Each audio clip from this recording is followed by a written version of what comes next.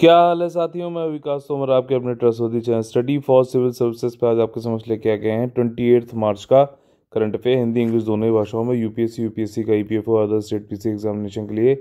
जो आज के हमारे मोस्ट इंपॉर्टेंट टॉपिक्स हैं वो हैं कि भारत का पहला शिप टनल, ठीक, कहाँ पर है, क्या है, पूरी न्यूज़ समझेंगे। डाक मत पत्र, ठीक, बैलेट, ठीक है, ये कुछ लोगों के लिए पहले से था लेकिन जो है नया अभी इसमें कुछ आया है उसके बारे में जानकारी दी गई है। Consumer protection e rules, e commerce rules 2020। Supreme court ने सजेस्ट किया है कि रिटायर्ड जजेस को जो है पोस्टिंग की जाए ताकि बैकलॉग जो क्रिएट हो गया हाई कोर्ट में उसको ख़त्म किया जाए। ठीक, सेवानिवृत्त न्यायाधीशों की नियुक्ति का सुझाव दिया गया है। ठीक है, और national bank for financing infrastructure and development, ठीक है, इसके बारे में पहले हम लोगों ने कवर किया था, फिर से इसको डिटेल में देखेंगे। ठीक है, और आगे बढ़ने से पहले आप लोग बता दें कि ईपीएफओ का जो है 2020 का हमारा कंप्लीट पेड ग्रुप और यूपीएससी का 2021 कंप्लीट पेड ग्रुप चल रहा है। कंप्लीट इसलिए क्योंकि इसमें टेस्ट सीरीज, स्टडी मटेरियल और 1-to-1 गाइडेंस किया जाता है कम्प्लीटली, ठीक, इसी वन स्टॉप सोल्यूशन में। अगर आप लोग को ज्वाइन करना है तो 8564880530 और 9696066089 पे कॉल करके आप लोग एडमिशन ले सकते हैं। देखिए, ये है पहला भारत का, ये पूरे वर्ल्ड का जो है पहला शिप टनल। अब टनल समझ लो ना, गुफा, ठीक है। अब ये शिप के लिए, पहले क्या हो रहा था कि छोटे छोटे शिप्स के लिए जो है ये जा रहा हो बना हुआ था, अब ये बड़े शिप्स के लिए कर दिया गया है। कहाँ पे हुआ है? आपका नॉर्वे में। ठीक, तो ये वर्ल्ड का पहला जो है शिप टनल बनाया जा रहा है, कंस्ट्रक्ट किया जा रहा है नॉर्वे के द्वारा। इसको बोला जा रहा है स्टैड शिप टनल। और ये जो पहाड़ी एरिया है स्टैडवेट पेनिनसुला, ठीक, प्रायद्वीप जो है आपका स्टैडवेट, नॉर्थ वेस्टर्न नॉर्वे के में वहाँ पर है। और 2025-26 तक ख़त्म हो जाएगा, ये बन जाएगा, 2022 में चालू होगा।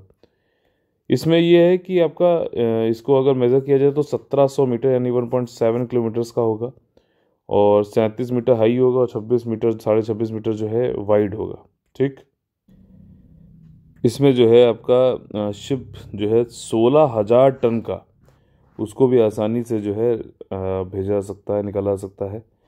और ख़तरनाक स्टैडवेट सी के माध्यम से सुरक्षित मार्ग प्रदान करने में भी सक्षम होगा। ठीक, अभी देखा आप लोगों ने स्विस कैनाल जो है, स्विस कैनाल में एक शिप जैसे ये था, तो वहाँ पे एक शिप जो है ऐसे बेड़ा बेड़ा जो है अटक गया, जिसकी वजह से इधर भी ट्रैफिक जैम हो गया, आप समझ लो, स्विस कैनाल में। ठीक, ये कौन सा जो है जो ये शिप था, इसका क्या नाम था, क्या आप लोग बता सकते हो? कमेंट करके जो बताइए। ठीक, नॉर्वे जो है इसमें काफ़ी पैसा खर्चा करने वाला है। अब यहाँ पे इसका सिग्निफिकेंस यानी महत्व जो है वो यही है कि आपका आसानी से शिप को जो है जो बड़े बड़े शिप हैं वो आसानी से जो है आपका जो काफ़ी खतरनाक स्टेडवेट सी है नॉर्थ वेस्टर्न नॉर्वे में, वहाँ से निकल सकेंगे। और जो कोस्टल एडमिनिस्ट्रेशन है नॉर्वेजियन का, उसके अनुसार बताया जाए तो पहले स्मॉल और जो छोटे शिप थे उनका तो हो जाता था, लेकिन अब लार्ज शिप भी जा सकेंगे, ये बड़ी बात है। और currently ship have to wait, अभी कई बहुत दिनों तक जो है शिप्स को वेट इंतज़ार करना पड़ता है, अगर जो है कठिन जो है अगर मौसम हो जाए तो, ठीक, जैसे कि इस ज्वार और इन सब की स्थिति में, तो अब जो है इसका वेट नहीं करना पड़ेगा, टनल बना देंगे, आसानी से जाइए तुरंत। नॉर्वे की कैपिटल का नाम है ओस्लो, करेंसी है क्रोन, नॉर्वेजियन क्रोन, और प्राइम मिनिस्टर इस समय जो है अर्ना सोलबर्ग है। ठीक है, और अगला जो हमारा टॉपिक है वो है डाक मतपत्र यानी कि पोस्टल बैलेट संबंधित। अभी क्या हुआ है, तमिलनाडु में जो है 80 साल के ऊपर के जो इलेक्टर्स हैं, ठीक, उनको जो है अभी पोस्टल वोटिंग का जो है प्रावधान कर दिया गया है कि पोस्टल बैलेट के थ्रू वो लोग अपनी वोटिंग कर सकेंगे। 80 साल के ज़्यादा लोग, जो कई सारी जो है वहाँ की विधानसभाएं हैं तमिलनाडु की, वहाँ पे वो लोग वोटिंग करने को मौका उनको मिलेगा पोस्टल बैलेट के थ्रू।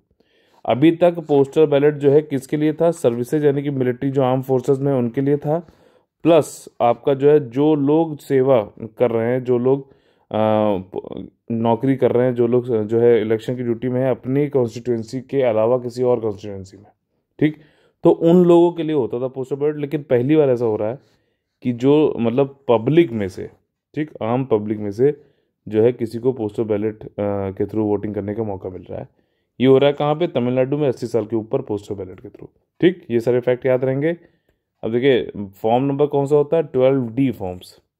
ठीक, किससे संबंधित है? पोस्टल बैलेट से संबंधित है। ये रिटर्निंग ऑफिसर को मिले और उसमें मतलब कितने थे? करीबन 1.5 लाख थे एल्डरली इलेक्टर्स के द्वारा। ठीक, कि भैया हमको ये मौका दीजिए पोस्टल बैलेट के थ्रू वोटिंग करने का। ये पहली बार ऐसा है जब पब्लिक में जो है किसी को अलाउ किया गया है पोस्टल बैलेट के लिए। इससे पहले सिर्फ और सिर्फ सर्विस वोटर, वही आर्मी और इन सब के वोटर्स और इलेक्शन वर्क में जो लोग जुटे हैं उन लोग को ये फैसिलिटी थी। ठीक, कल मैंने आप लोगों से क्वेश्चन पूछा था, कल या परसों, कि जो है सोमनाथ मंदिर से अगर आप जाएंगे कोणार्क मंदिर तो कितने मिनिमम से स्टेट से आपको गुजरना पड़ेगा? तो बिल्कुल सही, सोमनाथ है गुजरात, उड़ीसा में है कोणार्क मंदिर। तो आप या तो ऐसे आ सकते हो 2 स्टेट, या तो ऐसे 2 स्टेट। मिनिमम पूछा था इसलिए ये दो होंगे। ठीक, आज आप लोग से बहुत ही सिंपल सा क्वेश्चन ये है कि इंडियन स्टैंडर्ड टाइम जोन वाला जो अपना वो है 82.5, ठीक है, जो यहाँ से होके गुजरता है, बता दूं तो वो कौन कौन से स्टेट, इंडियन स्टेट से होके गुजरता है। ठीक, उनकी कैपिटल का नाम लिखना है, कैपिटल का नाम बताना है, स्टेट का नहीं। ठीक, क्वेश्चन मैंने दोबारा रिपीट किया लेकिन फिर भी देखिए कुछ लोग जो है गलत आंसर देंगे ही देंगे। स्टेट का नाम नहीं पूछ रहा हूँ, उनकी स्टेट के कैपिटल का नाम पूछ रहा हूँ। ठीक, देखिए electronically transmitted postal ballot system, इसको हम लोगों ने अभी कवर किया था थोड़े दिन पहले। ये डेवलप किया गया है आपका इलेक्शन कमीशन के द्वारा सीडेक के साथ में सर्विस वोटर्स के लिए। ठीक, समझ में आ गया? और ये सिस्टम जो है, जो भी हमारे सर्विस वोटर्स हैं यानी कि आर्म फोर्स इन सब में है, वो लोग अपना इलेक्ट्रॉनिकली पोस्टल बैलेट भेज सकते हैं कहीं से भी अपनी कॉन्स्टिट्यूंसी के अलावा जहाँ पे भी वो लोग पोस्टेड है।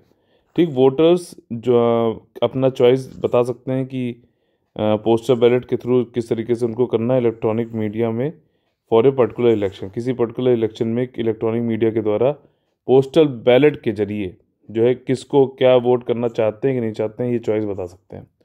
अच्छा, कौन लोग हैं जो पोस्टल बैलेट के थ्रू वोट कर सकते हैं इलेक्शन कमीशन के अनुसार अगर जाने तो सर्विस वोटर्स कर सकते हैं। ठीक, सर्विस क्वालिफिकेशन होना चाहिए according to sub section 8 of section 20, यानी कि 20 हो गया और सब सेक्शन 8 करके जो है रिप्रेजेंटेशन ऑफ पीपल्स एक्ट 1950, इसमें ये कहा गया है कि सर्विस क्वालिफिकेशन, सर्विस कौन होना चाहिए कि जो मेंबर हो आर्म फोर्सेस का। ठीक, और मतलब आर्मी का सशस्त्र बलों का सदस्य होना चाहिए। साथ ही साथ being a member of force to which provisions of army act, जिसके ऊपर आर्मी एक्ट 1950 जिन भी मेंबर सदस्यों के ऊपर लागू हो रहा है वो होने चाहिए। Have been made applicable whether with or without modification. ठीक, एक तो सशस्त्र बल हो गए, दूसरे से सेना अधिनियम 1950 जिन भी सदस्य के ऊपर जो है प्रावधान इसके जो है लागू हो रहे हैं वो होंगे। और जो है being a member of armed police force of A state serving outside that state. ठीक, किसी इस राज्य के जो है आर्म पुलिस फोर्स में हैं, कहीं और कार्यरत हैं करंटली, तो वहाँ पे भी कर सकते हैं, उनको भी मिल सकता है मौका सर्विस वोटर्स के तरीके से पोस्टल बैलेट के थ्रू वोटिंग करने का। और ऐसे लोग जो एम्प्लॉयड हैं गवर्नमेंट ऑफ इंडिया के अंतर्गत इन्हें पोस्ट आउटसाइड इंडिया ऐसे फॉरेन सर्विसेज होती हैं। ठीक, तो ये इन सबको जो है आपका पोस्टल बैलेट के थ्रू मौका मिल सकता है वोटिंग करने का। अगला जो हमारा टॉपिक है वो है कंज्यूमर प्रोटेक्शन ई कॉमर्स रूल्स। अब ई कॉमर्स क्या है? ई कॉमर्स का बिल्कुल सिंपल एग्जांपल है जैसे कि फ्लिपकार्ट, ठीक, आपका जैसे अमेजोन, ये सब ई कॉमर्स है। इलेक्ट्रॉनिक प्लेटफॉर्म पे बायर और सेलर को लेके आना, ठीक, ये होता है ई कॉमर्स। कॉमर्स क्या होता है आपका? वाणिज्य। ठीक, जैसे कि कोई खरीद रहा है, कोई बायर आ रहा है, कोई सेल कर रहा है, तो ये ई कॉमर्स हुआ। ठीक, इसी तरीके से ट्रेड हो रहा है, मान लीजिए कोई इंपोर्ट कर एक्सपोर्ट कर रहा है किसी प्लेटफॉर्म पे आके, तो वो बोलेगा ई कॉमर्स के अंतर्गत आएगा। ठीक ठीक, तो देखिए पार्लियामेंट्री पैनल जो है उस किस पर? कंज्यूमर प्रोटेक्शन पर, यानी कि उपभोक्ता संरक्षण ई कॉमर्स नियम 2020 आए हैं। ये एक संसदीय समिति ने सिफारिश की है कि सरकार को उपभोक्ताओं के अधिकारों को बेहतर सुरक्षा प्रदान करना है। ठीक, राइट्स ऑफ कंज्यूमर राइट जो है उनको और ज़्यादा अच्छे से प्रोटेक्ट करना है। अनुचित प्रथाओं को रोकने के लिए नियमों में संशोधन करना चाहिए। मतलब कुछ ऐसी अनफेयर प्रैक्टिसेस हो रही हैं, जैसे होता है ना, कई लोग होता है सेल लगा देंगे ऐसा कि जो है ऑफलाइन वालों की बिल्कुल छुट्टी हुई जा रही है। बल्कि मैं आपको सच बताऊं, कई सारी चीज़ें जो आप अगर खुद जाके मार्केट जाके देखोगे तो ऑनलाइन से सस्ती हैं ऑफलाइन पे। ये फैक्ट है। रिटेलर जो है काफ़ी सस्ता रहता है वहाँ पे। ऑनलाइन 50 रुपये की चीज़ 250 में मिल रही है। आप एक बार चेक करिए, ये सच्चाई है। ठीक, कंज्यूमर प्रोटेक्शन ई कॉमर्स रूल्स जो हैं 2020 वाले, इसमें देखिए मैं सिंपल बताता हूँ किनके ऊपर एप्लीकेबल हैं। जो ऐसे ई टेलर्स हैं जो कि भारत में जो है पंजीकृत हैं, ठीक, या फिर भारत के बाहर पंजीकृत हैं एब्रॉड में, जैसे अलीबाबा है, ठीक, और इंडिया में गुड्स एंड सर्विसेज को इंडियन कंज्यूमर्स को बेच रहे हैं, तो वो उनके ऊपर एप्लीकेबल है ये वाले रूल्स। इसको किया है किसने? Trade promotion council of India, ये इसको प्रमोट कर रहा है। और प्रोविजंस जो है, जो प्रावधान रखे गए ई कॉमर्स फर्म्स के लिए 2020 वाले रूल्स में। अच्छा, ये रूल्स है तो क्या इसको कहा जाएगा? सबऑर्डिनेट लेजिस्लेशन, यानी कि जो है आपका अधीनस्थ कानून, ठीक, क्योंकि इसको कार्यकारिणी यानी कि एग्जीक्यूटिव या फिर सरकार ने बनाया, ठीक, ना कि लेजिस्लेचर ने। लेजिस्लेचर ने ओवरऑल एक्ट बनाया, कंज्यूमर राइट्स एक्ट, उसके अंतर्गत बनाया गया ये, ठीक। देखिए, मैंडेटरी डिस्प्ले है कंट्री ऑफ ओरिजिन, जो भी सामान आएगा वो कहाँ से आया है, कंट्री ऑफ ओरिजिन इस पर लिखा होगा। टोटल प्राइस आपको बताना होगा गुड्स एंड सर्विसेज का, ठीक, सेल के लिए, मतलब उसको में क्या क्या चार्जेस है वो भी काट के बताओ सब, मतलब अलग अलग, ठीक। एक्सपायरी डेट जो मेंशन होनी चाहिए, क्या रिटर्न है, रिफंड है, एक्सचेंज हो सकता है कि नहीं, वारंटी, गारंटी, डिलीवरी, शिपमेंट, जो सब है ये सब लिखो। ट्रांसपेरेंसी बढ़ाने की बात है। कोई भी मैनिपुलेशन प्राइजेस का नहीं होगा फॉर अनरीजनेबल प्रॉफिट। जैसे कोविड आया, सैनिटाइजर जो थे 50 रुपए के जो थे, मान लीजिए 250 कर दिए, तो ये गलत है ना। और नो कैंसिलेशन चार्जेस, कोई कैंसिल कर रहा है तो चार्ज नहीं करना है आपको, पैसे नहीं चार्ज करना, ये कंज्यूमर का राइट है। Provide information on available payment methods, कौन कौन से मेथड्स पेमेंट से हो सकता है, मान लीजिए यूपीआई है, कैश है, ठीक, नेट बैंकिंग है, क्या क्या पेमेंट के मेथड है, सब कुछ आपको बताना होगा पहले ही, ठीक। इन्फॉर्मेशन आपको सेलर की भी बतानी होगी जो गुड्स एंड सर्विसेज बेच रहा है। जैसे आप लोग नाम सुना होगा क्लाउड टेल, ठीक, अपारियो सुना होगा, ये सब सुने होंगे जो अगर आप लोग ने मंगाया होगा सामान अमेजोन, फ्लिपकार्ट से। और violation of to attract penal, अगर ये सब काम नहीं करो तो अब जो है कुछ ना कुछ आपके ऊपर पेनल्टी लगाई जाएगी। तो यही सारी चीज़ें यहाँ पे बताई गई हैं। अब जुलाई 23 को जो है लाया गया था ताकि विनियमित किया जाए जितने भी कमर्शियल वाणिज्यिक जो लेन देन है उनको, जो हो रहा है जो भी डिजिटल या फिर इलेक्ट्रॉनिक नेटवर्क पे, उनको जो है यहाँ पे रेगुलेट किया जाएगा। यहाँ पे देखिए इनकी जो रिकमेंडेशंस हैं वो यही है कि डिलीवरी चार्जेस पे या तो कैप कर दो। अब देखो ये एक नई चीज़ है यहाँ पे, इसलिए बताया अलग से कि डिलीवरी चार्ज ऐसे नहीं, कोई चीज़ 50 रुपये में, कोई चीज़ 500 रुपये में, ऐसे नहीं, सब इसको मतलब या तो फिक्स कर दो कैप कि भैया 50 रुपये के ऊपर नहीं होगा। और ये सब अगर फॉलो नहीं किया करते हैं ई कॉमर्स वाले तो उनके ऊपर जो है कुछ ना कुछ पेनल्टी लगाई जाएगी, ठीक। और क्लियर कट डेफिनीशन अब की बार दे दी गई है कि अनफेयर ट्रेड प्रैक्टिसेस क्या है, ताकि कोई बवाल ना हो कि यार तुमने ये तो ये कहा था, तुमने तो वो कहा था, ये कुछ नहीं। अगर अनफेयर जो है आपने कुछ भी इस तरीके की गतिविधि, अनुचित व्यापार गतिविधियां करी हैं, और या फिर जो है प्रैक्टिकल लीगल रेमेडी की मतलब क्या होनी चाहिए उसके लिए विरुद्ध व्यवहारिक कानून उपाय का गठन करने की अधिक स्पष्ट परिभाषा वर्णित होनी चाहिए, ठीक। तो ये इसमें कह दिया गया है और करा भी जा रहा है कि क्या गलत है और क्या जो है इसमें सुझाव होना चाहिए, सब कुछ बिल्कुल क्लियर तरीके से बताया गया है। Ministry of consumer affairs, food and public distribution issue करेगा ब्रॉड गाइडलाइंस, दिशा निर्देश की फिक्सेशन ऑफ डिलीवरी चार्ज कितने क्या होने चाहिए, और इस पर कैप लगा देगा कि उससे ज़्यादा तो हो ही नहीं सकता, ठीक, चाहे पीक आवर्स हो तब भी, ठीक। और मिनिस्ट्री जो है ऑल्सो क्लियर करेगी कि ड्रिप प्राइसिंग क्या है, अब ये अलग से पूछ सकता है, ठीक। देखिए ड्रिप प्राइसेस में क्या होता है कि जो फाइनल प्राइस है, जो आखिरी में कॉस्ट आती है वो बढ़ जाती है क्योंकि कुछ अलग से एडिशनल चार्जेस जोड़ दिए जाते हैं, ठीक। तो इन सब से निपटने के लिए और उपभोक्ताओं को बचाने के लिए पीनल प्रोविजंस यानी कि कुछ ना कुछ पेनल्टी के प्रोविजंस प्रावधान रखे गए हैं। अगर कोई वॉलेट करता है एडिशनल चार्जेस लगा के फालतू का और पैसा बढ़ाते हैं तो इसको ड्रिप प्राइसिंग बोलते हैं, ठीक। और यूज़र्स का पर्सनल डेटा जो है उसको कैटेगरी वर्गीकृत किया जाएगा कि उसकी सेंसिटिविटी के आधार पे, कोई मतलब मान लीजिए कुछ उसका डेटा है, पर्सनल डेटा है, तो उसका कितना जो है उसका संवेदनशीलता है उसके साथ में, और एप्रोप्रिएट प्रोटेक्शन क्या देनी चाहिए हर लेवल पे, ये सब कुछ मेंशन होगा। मिनिस्ट्री ये भी बनाएगी कि आपका जो है एक रोबस्ट सिस्टम पेमेंट गेटवे का, कि ऐसा ना हो कि पेमेंट ऑनलाइन आने पे लोग डरे। मुझे ऐसा लगता है, देखिए आज अभी तो नहीं, लेकिन कुछ टाइम बाद क्या होगा, डी डिजिटलाइजेशन होगा। ये हो सकता है इस पर क्वेश्चन एसए में इस तरीके से क्वेश्चन आए कि अभी क्या हो रहा है, डिजिटलाइजेशन हो रहा है। लोग अब देखो, ये तो सरकार भी करना चाह रही है और है भी, जरूरी भी है, अच्छा भी लगता है, लेकिन लोग जो है धीरे धीरे क्या हो रहा है, फ्रॉड बढ़ रहे हैं। जमतारा और ऐसी जगहें हैं जहाँ से क्या होता है कि आपको बताएंगे कि आपका धमाका ऑफर निकल गया, ये निकल गया, वो निकल गया, आपका पूरा पैसा निकाल लिया। तो लोग अब कह रहे हैं भैया हमें ऑनलाइन अपना अकाउंट रखना ही नहीं है फर्नीचर वाला, ठीक, हमें जो हम पोस्ट ऑफिस जाके या फिर मतलब पासबुक लेके बैंक जाके हम अपना पैसा निकालना चाहते हैं, जैसा कि पहले होता था। तो ये डी डिजिटलाइजेशन हो सकता है, ठीक। ये एक अच्छा टॉपिक है एसए के लिए भी कि क्यों ऐसा हो रहा है और ये क्यों इसको रोका जाना चाहिए, क्या रेमेडी होनी चाहिए, ठीक।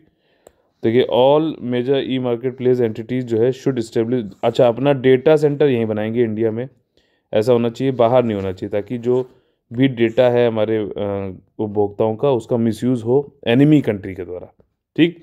और there was a need to devise some regulatory mechanism, और ऐसा भी होना चाहिए कि ऐसा ना हो कि भैया जैसे बड़े बड़े धन्ना सेठ हैं, अमेजोन है, इस टाइप के लोग, इन्होंने कोई चीज़ मार्केट में मान लीजिए ऑफलाइन बिक रही 100 रुपये की, इन्होंने कह दिया हम ला रहे हैं भयंकर सेल, 40 रुपये में ले जाओ, ठीक। तो ऐसा नहीं होना चाहिए, जो किराना की शॉप्स हैं, वेंडर्स हैं, ये लोग जो है ख़त्म हो जाए। और ये भी देखने वाली चीज़ है कि जैसे कि क्या होता है, कहीं होता है बिल्कुल ऐसा पता चलता है कि यार फेक रिव्यू है, जो समीक्षा होते हैं ना कि 4 स्टार, 5 स्टार, 6 स्टार वाली चीज़ जो है, ये फेक बिल्कुल पता चलता है। इन सबको भी रोकना है कि algorithm, fake review, product review, rating, ठीक है ना, ये सब भी रोकी जानी है। इसके लिए करेक्टिव जो है मैकेनिज्म बनाना है। और क्या रिस्पॉन्सिबिलिटी, क्या दायित्व, क्या जिम्मेदारी रहेंगी कस्टमर सर्विसेज की, provided by the market place entity should be clearly spelled out in the rule safe. मतलब कि क्या उन लोग की जिम्मेदारी, मान लीजिए किसी ने कुछ सामान मंगाया और वो गलत निकल गया, किसी की कुछ भी हालत ख़राब हो गई, तो क्या एक्शन लिया जाएगा, ये सब भी रूल्स में बिल्कुल क्लियरली से मेंशन किया जाएगा। अगला जो हमारा टॉपिक है वो ये है कि सुप्रीम कोर्ट ने सजेस्ट किया है कि पोस्टिंग रिटायर्ड जजेस to clear backlog in high courts. अब देखिए यहाँ पे बात हो रही है, सुप्रीम कोर्ट ने बोला है कि कैसे हाई कोर्ट में, ठीक, बहुत ज़्यादा जो है पेंडेंसी है, ठीक है ना, बहुत ज़्यादा लंबित मामले हैं, तो उनको ख़त्म करने के लिए वहाँ पे अपॉइंटमेंट किया जाए रिटायर्ड जजेस का, जो पहले से रिटायर हो चुके हैं, ठीक है ना। इसी तरीके से ये भी हाई कोर्ट में बात करी गई। अगर सुप्रीम कोर्ट में किया जाता कि रिटायर्ड जजेस को लाएं, तो उसके लिए आप लोग को आर्टिकल 127 एडहॉक जजेस से संबंधित है और 128 रिटायर्ड जजेस से संबंधित है, आप लोग को पढ़ना चाहिए, ठीक। आप लोग प्लीज़ पढ़िए, इसकी हेडिंग कम से कम कमेंट करिए यहाँ पर। तो देखिए यहाँ पे जो हमारे चीफ जस्टिस ऑफ इंडिया हैं, अच्छा हमारे जो है ये कौन सा नंबर के चीफ जस्टिस ऑफ इंडिया हैं बताइए, 48 हैं कि 47 हैं कि 49 हैं? और जो बनने वाले हैं उनका क्या नाम है, जैसे कि एन.वी. रमन्ना। यहाँ पे जो चीफ जस्टिस ऑफ इंडिया अभी हैं बोबड़े जी, उन्होंने ये कहा है कि रिटायर्ड जज होने चाहिए जिनके पास जो है एक्सपर्टीज़ भी है, आपका जो है बढ़िया ज्ञान व्यान है किसी पर्टिकुलर फील्ड में जिसमें डिस्प्यूट हो गया है और उस पर जो है पेंडेंसी लंबित चल रहे हैं इशू, तो वहाँ पे उनको जो है हम लाएं, उनको रिटायर्ड जजेस को लेके आएँ और फिर ऐसे पेंडेंसी जो है केसेस का उनको ख़त्म करें, ठीक। रिटायर्ड जजेस जिनके पास सर्टन डिस्प्यूट और फील्ड का जो है कम से कम 15 साल का एक्सपीरियंस हो, वो आ सकते हैं जो है, और उनको लाया जाए और उनका जो है और फास्टर तरीके से जो भी लंबित केसेस हैं उनको ख़त्म किया जाए, एज एन एडहॉक जजेस उनको लेके आ जाए, ठीक है। तो अब यहाँ पे बात हो रही है हाई कोर्ट के लिए, तो वहाँ पे आर्टिकल दूसरा है। वैसे अगर सुप्रीम कोर्ट की बात हो रही थी तो कौन सा होता है, आर्टिकल 127, ठीक। कोर्ट ने भी बताया कि अपॉइंटमेंट जो होगा एडहॉक जजेस का, वो किसी तरीके से कोई थ्रेट नहीं है। जो अदर जजेस जो ऑलरेडी वर्क कर रहे हैं, अभी जो है सेवानिवृत्त नहीं हुए हैं, वर्किंग है, उनके ऊपर कोई भैया खतरा नहीं है। एडहॉक जजेस जो है will be treated as junior most. समझ रहे हो? देखो ये चीज़ यहाँ पे इंपॉर्टेंट है, यहीं पे पूछ लेगा कि उसको सीनियर मोस्ट बोला गया, नहीं, junior most. The court orally outlined prospective guidelines for the appointment and functioning of an or ad hoc जजेस। ठीक, उन्होंने मौखिक रूप से ये भी बता दिया है कि क्या दिशा निर्देश होंगे आपके किसी जो है एडहॉक जज को आप अपॉइंट करने के लिए, और उनकी क्या जो है आपकी कामकाज के लिए क्या चीज़ें होंगी, सब कुछ बता दिया है। बेंच ने ये भी कहा है कि if in a particular jurisdiction the pendency goes beyond a certain limit, says 8 or 10 years, the chief justice may appoint a certain retired judges with expertise in those field of law as an ad hoc जजेस। एक तरीके से उन्होंने यहाँ पे ये मतलब खोल दिया दरवाज़ा कि एडहॉक जजेस को लाओ, जो लोग वर्क कर रहे हैं उनके जो है जूनियर मोस्ट है ये, और कोई ऐसे केस हैं जहाँ पे 8 से 10 साल से जो है पेंडेंसी चल रही है, लंबित है कोई केस, वहाँ पे अपने जुरिस्डिक्शन में ला सकते हो। वहाँ का चीफ जस्टिस जो होगा पर्टिकुलर हाई कोर्ट का, वो अपॉइंट करे एडहॉक जजेस को और ऐसे केसेस को ख़त्म करे, ये यहाँ पे बात कही गई है।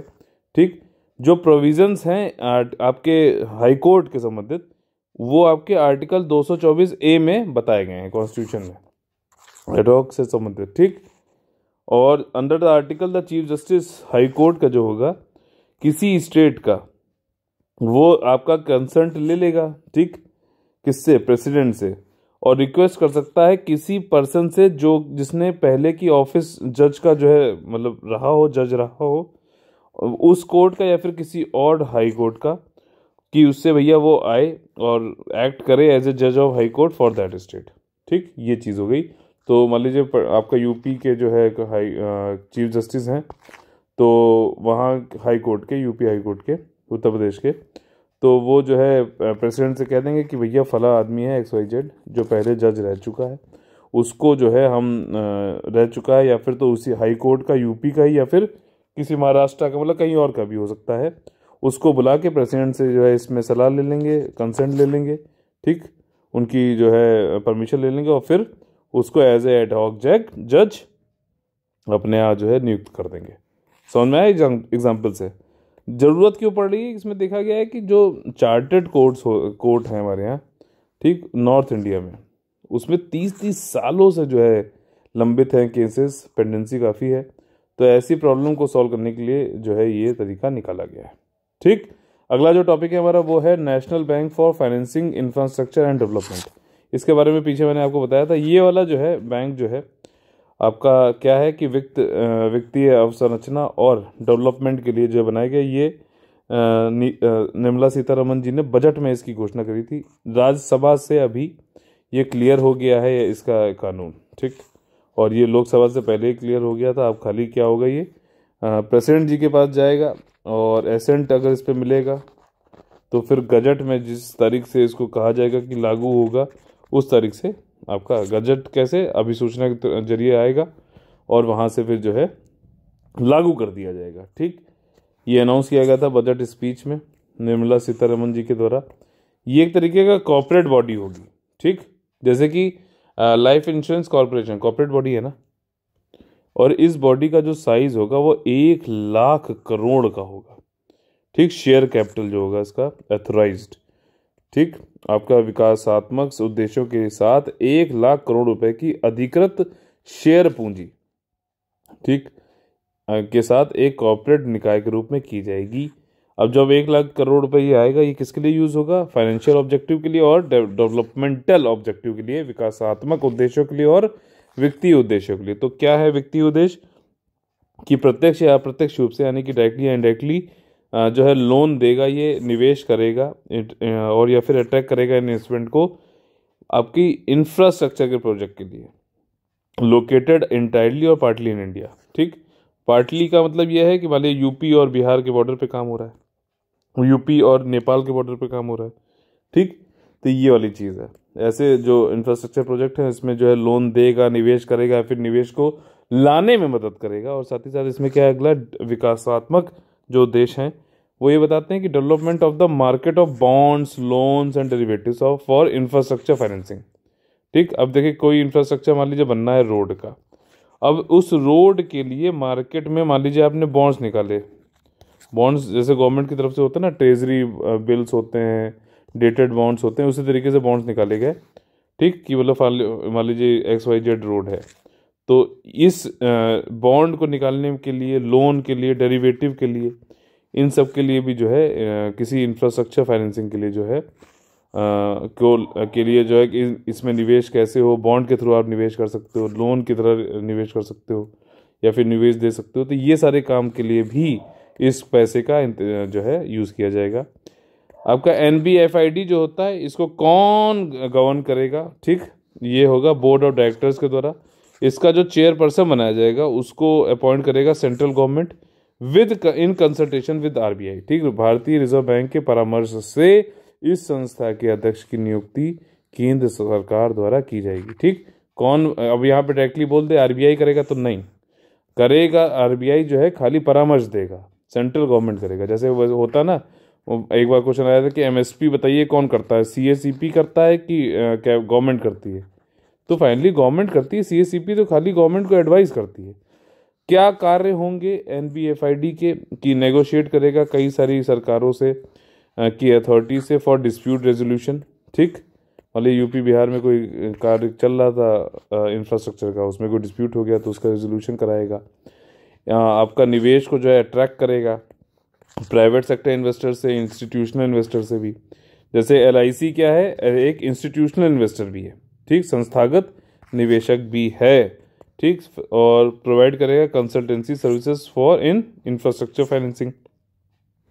मान लीजिए सरकार को चाहिए किसी इंफ्रास्ट्रक्चर के लिए जो है फाइनेंस कराना है, उसको पैसा चाहिए, तो उसको जो है कंसल्टेंसी सर्विसेज भी देगा, परामर्श सेवाएं भी देगा। किस तरीके से लोन को देना है, एडवांस देना है फॉर इंफ्रास्ट्रक्चर प्रोजेक्ट, ये भी बताएगा। ठीक, और जो फॉरेन पार्टिसिपेशन उनको भी फैसिलिटेट करेगा। जैसे कि आप लोगों ने पढ़ा होगा इन्वेस्ट इंडिया, पढ़ा है कि नहीं पढ़ा इसके बारे में? इंडिया में क्या कैसे आप इन्वेस्ट कर सकते हैं, फॉरेनर्स को सबको हेल्प करता है।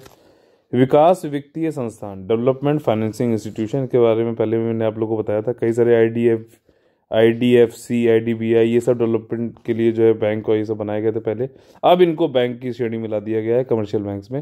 पहले इनका काम यही था कि डेवलपमेंट के लिए पैसे का इंतजाम करना, सिंपल सी बात था भाषा में। ठीक, DFI जो है सेटअप किए जाते हैं लॉन्ग टर्म लोन के लिए, और फिर कम भी पैसे में होता है। ठीक, और मतलब कम ब्याज पे भी होता है लॉन्ग टर्म फाइनेंस के लिए, और उन सेगमेंट्स इकोनॉमी के जहाँ पे रिस्क इन्वॉल्व है और beyond the acceptable limits of commercial bank. Commercial bank वहाँ पे पैसा नहीं डालेगा, उनको रिस्क ज़्यादा लग रहा है, लॉन्ग टर्म के लिए भी है, ब्याज भी वो लोग कम पे नहीं दे पाते हैं, ज़्यादा ही चाहिए उनको। ठीक, तो वहाँ पे DFI जो इंस्टीट्यूट है वो आते हैं, कार्य करते हैं।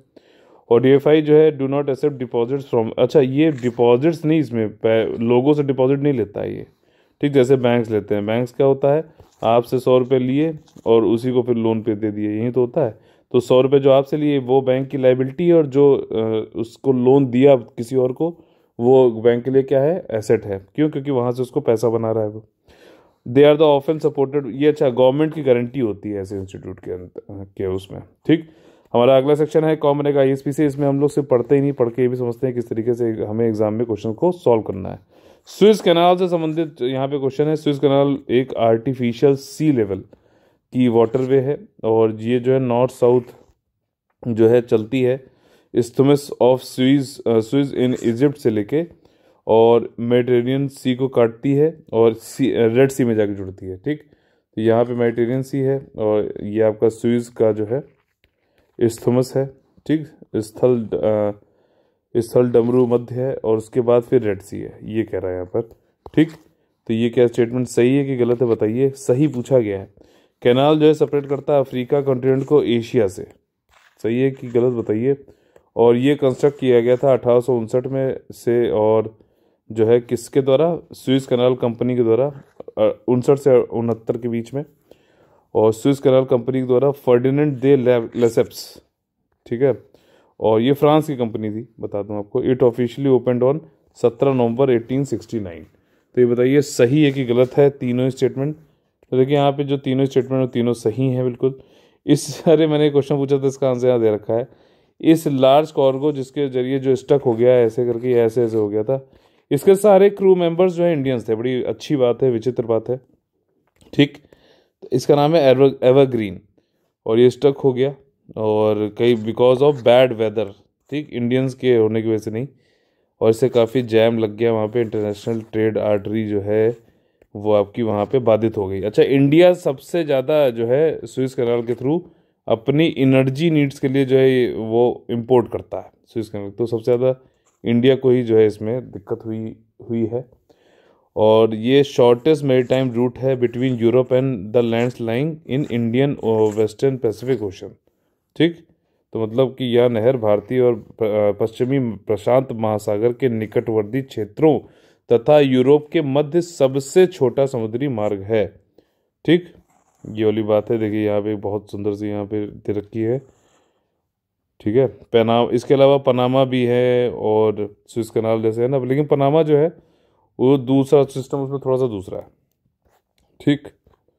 पोर्ट सईद यहाँ पे हो गया, ये देखिए, इसको एक बार जो देख लीजिएगा मैप में, इंपॉर्टेंट है।